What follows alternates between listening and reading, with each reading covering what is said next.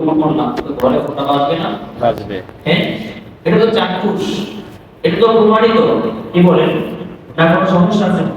তাহলে আমি এখান থেকে তাসবিহ পড়লে আমার আমল নামায় আমার জান্নাতের মধ্যে কাজ উঠবে কি উঠবে না বলেন? কোনো সন্দেহ আছে এটার মধ্যে? এখান থেকে কল করলে যদি ওখানে বাঁচতে পারি, এখান থেকে কল করলে যদি ওখানে ভাইব্রেশনের ফোনটা নড়াচড়া করতে থাকে, তাহলে এখান থেকে যদি আমি তাসবিহ করি তাহলে জান্নাতে আমার কাজ উঠবে না কেন বলেন? কোনো সন্দেহ আছে? না, কোনো সন্দেহ নেই। শয়তান লেগে আছে যে আমার পিছনে। শয়তান তো বলেছে না ওয়াদান্নাকা সিরাতাল মুস্তাকিম, আপনি আমাকে জান্নাতে যেতে দেন নাই। আল্লাহকে বলছে আমি দেখে ছাড়বো আপনার বান্দা আপনার গোলাম কিভাবে জান্নাতের মধ্যে যায়। শয়তান তো কসম করেছে, এক কসম, দুই কসম, তিন কসম, এক আয়াতের মধ্যে চার পাঁচটা কসম দিয়ে বলেছে আমি সিরাতাল মুস্তাকিমের সহজ সরল রাস্তা, জান্নাতের রাস্তা, এই রাস্তার ফাঁকে ফাঁকে আমি আমার বইতে লাইন লাগিয়ে রাখবো, শিকল লাগিয়ে রাখবো, ওরা যাবে আর আচর লাগবে, ওরা যাবে আমি ঘরে কাবু করে নিয়ে আসবো ওদের। মনে রাখবেন এই শয়তানের একটা তীর হচ্ছে আপনার এটা, আপনি ফজরের পরে আপনার মাথার মধ্যে উঠিয়ে দিচ্ছে, হাঁটতে বের হবো, হাঁটতে যাবো না।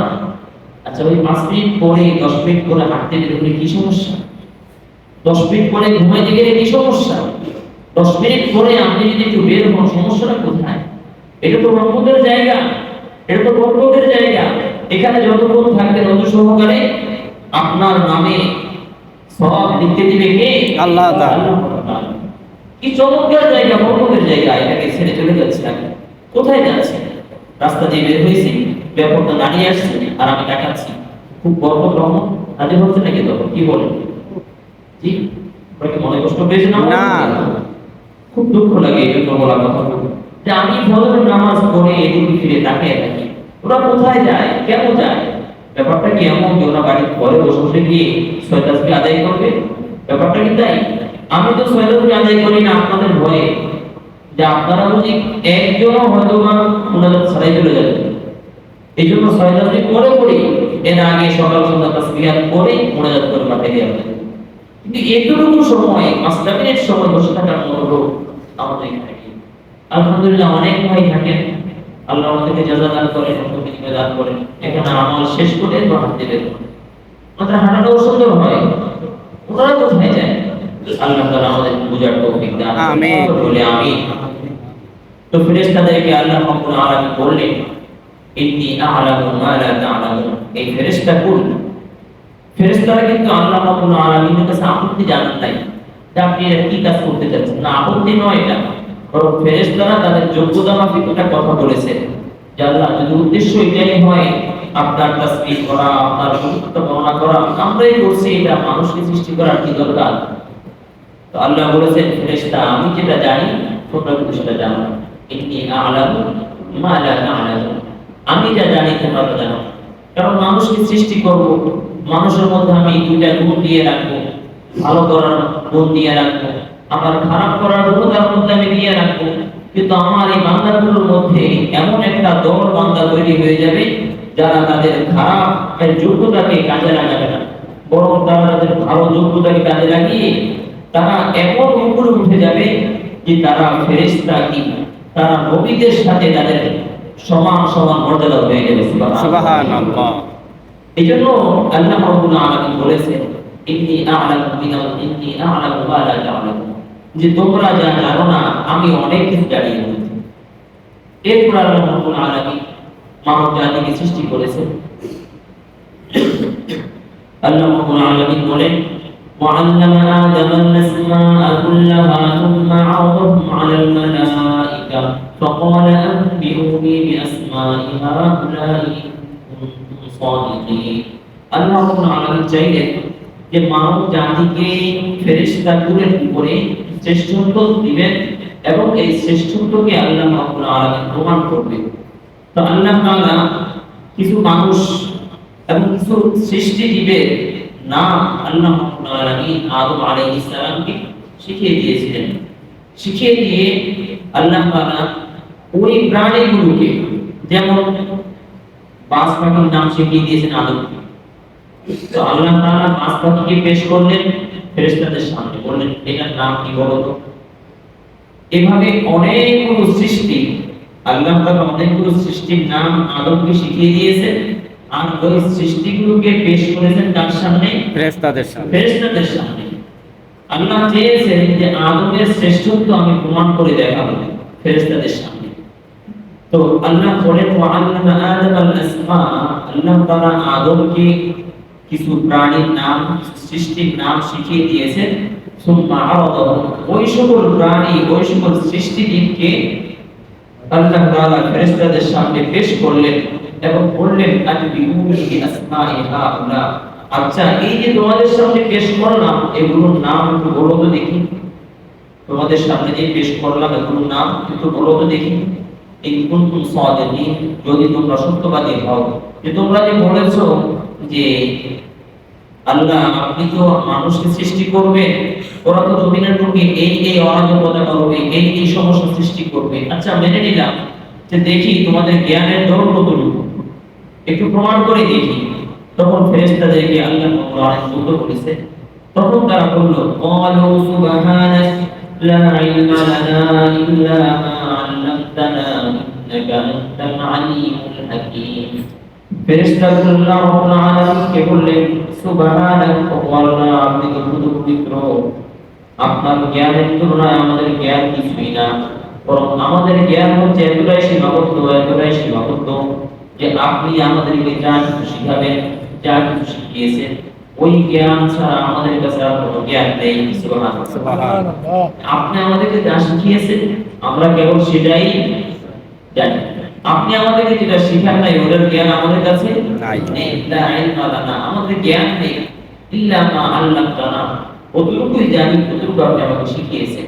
ইন্নাকা আনতাল আলিমুল হাকীম, আপনি তো হচ্ছেন মহাজ্ঞানী এবং প্রজ্ঞাময়।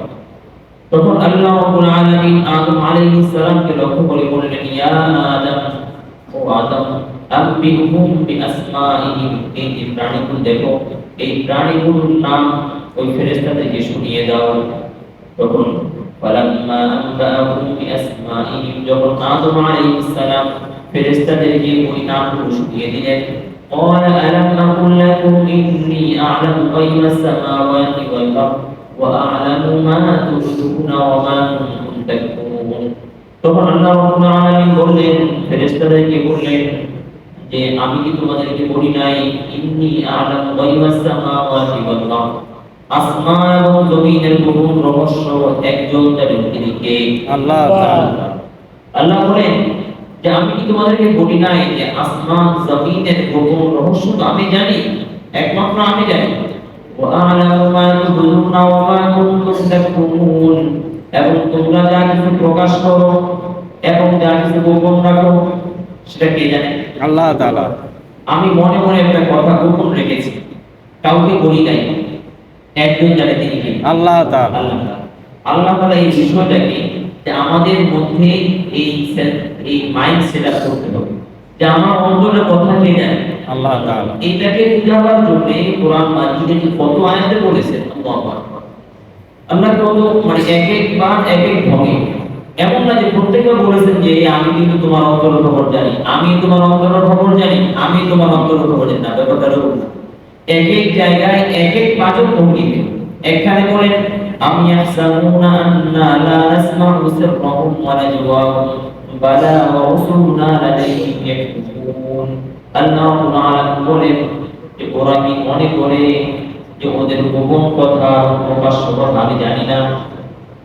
আমি ইয়াহসাবুন, তারা কি ধারণা করছে এটা, আন্না লা নাসমাউ সিররাহুম ওয়া নাজওয়াহুম, ওদের গোপন এবং কানে কানে যে কথাগুলো ওরা বলে এটাকে আমি জানি না। এই কথা বলার পরে আল্লাহ তাআলা দ্বিতীয় উত্তর দিচ্ছেন, বালা, খবরদার, আমি সেটা জানি না। ওয়া রাসূলুনা লাদাইহিম ইয়াকতুবুন, আমার রাসূল তো তার কিছু কাঁধে বসে আছে, আমার রাসূল তার কাঁধে বসে আছে, এরা সব কিছু লিপিবদ্ধ করে রাখছে, একবারে পরিপূর্ণ রূপে পুঙ্খানুপুঙ্খ লিখে রাখছে, না কোনো কিছু বাদ যাবে না।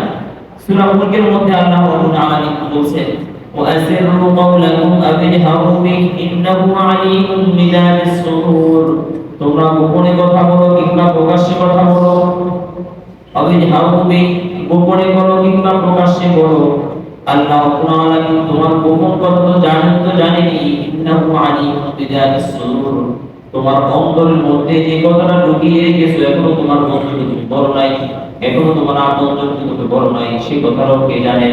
আল্লাহ তাআলা। আল্লাহ তাআলা জানেন। আবার বলছেন আলাম ইয়ালাম বিআন্নাল্লাহা ইয়ারা, যে ও কি জানে না ও কি আল্লাহ রাব্বুল আলামিন দেখে? এভাবে করে করে নানান জায়গায় নানান ভাবে আল্লাহ তাআলা এটাকে স্পষ্ট করে দিচ্ছে। আমি যদি সিসি ক্যামেরা আওতাধীন থাকি তখন নিজেকে কিভাবে সেভ করব? নিজের এমন কোনো কাজ আমি ওখানে করি না যেটা অন্য কেউ দেখলে আমার কাছে অপছন্দ লাগে, কি বলেন? কিন্তু আমি যখন ফেসবুকে ডুবে কোনো মেয়ের ছবি দেখি তখন কে দেখেন? আল্লাহ। কথা বলেন, কে দেখেন? তো আল্লাহ তাআলা। আল্লাহ দেখেন কি না? দেখে। আমি রাস্তা দিয়ে হাঁটতে গিয়ে যখন কোনো মেয়ের দিকে তাকিয়ে থাকি তখন কে দেখে? আল্লাহ। আমি যখন অফিসে আমার পাশে যে কলিগ আছে ওই মহিলা থাকে তার সাথে কথা বলি, আমি প্রয়োজন ছাড়া যখন কথা বলতে থাকি বা প্রয়োজনীয় কথাকে আমি আমার অন্তরের তৃপ্তির জন্য বাড়িয়ে বলি তখন সেটা কে শুনে? আল্লাহ। কে দেখে? আল্লাহ। সবাই বলে নেয়, কে দেখে? আল্লাহ।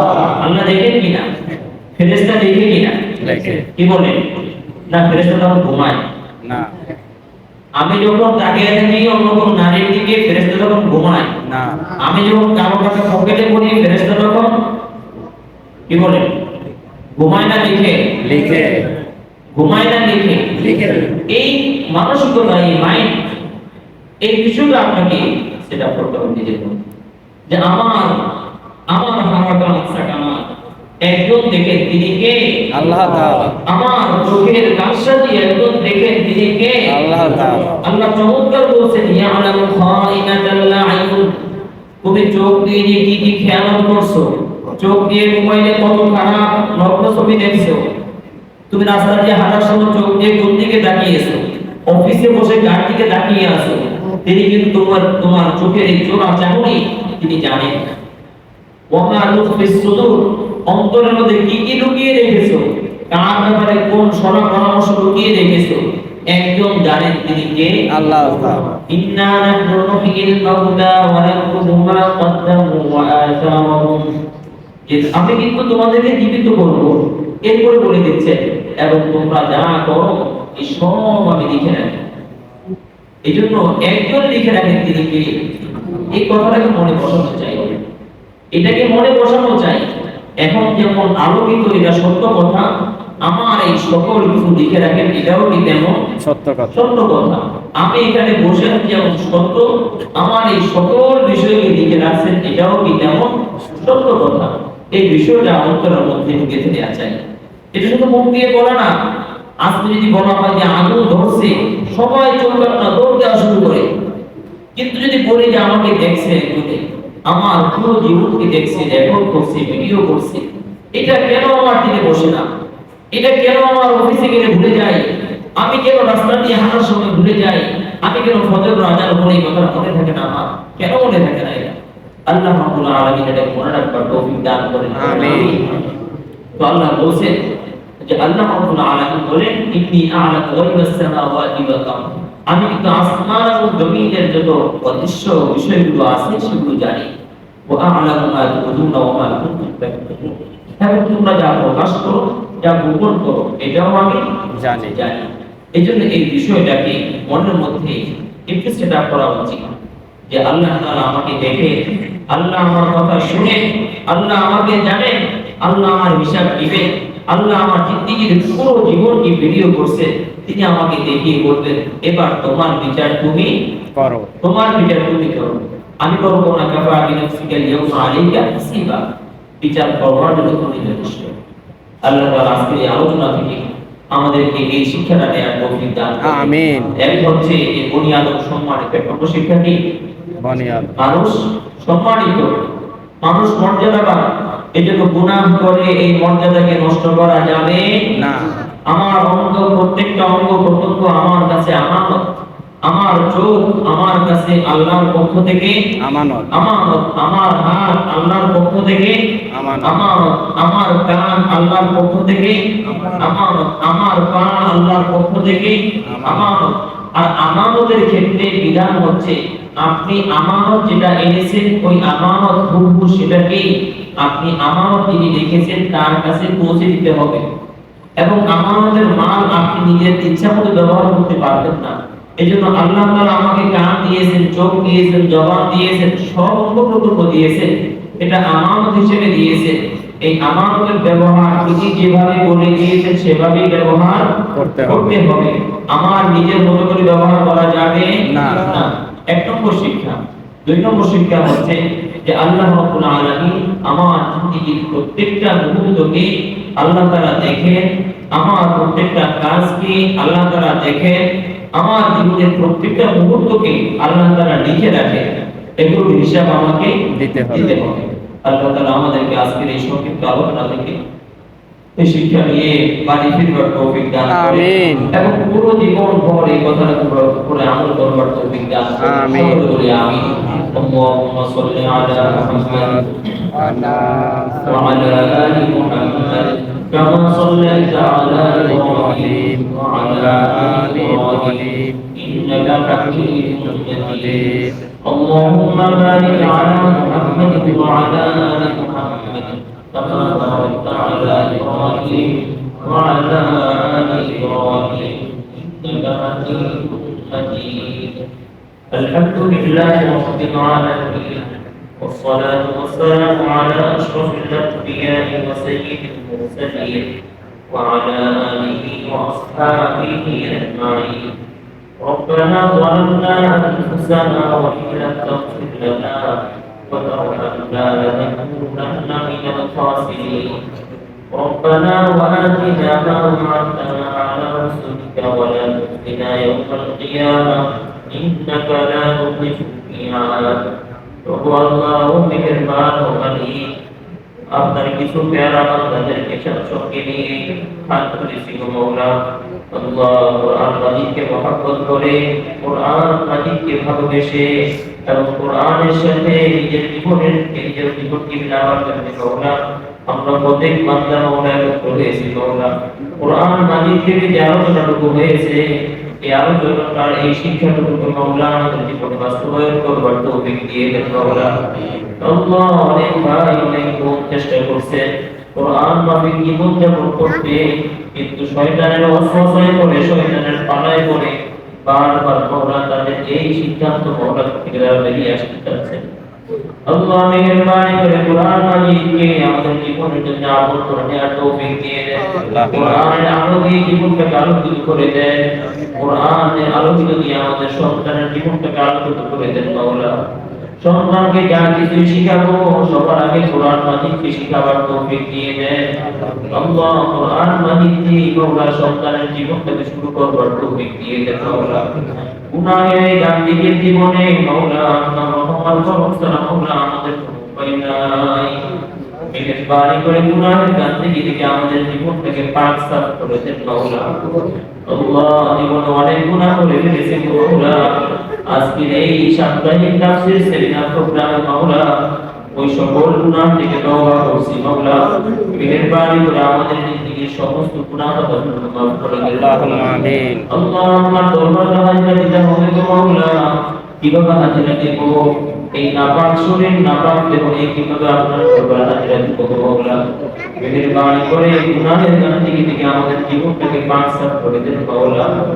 رب ارحمهما كما ربياني صغيرا رب ارحمهما كما ربياني صغيرا وصلى الله تعالى على خير خلقه محمد وآله وأصحابه أجمعين آمين برحمتك يا أرحم الراحمين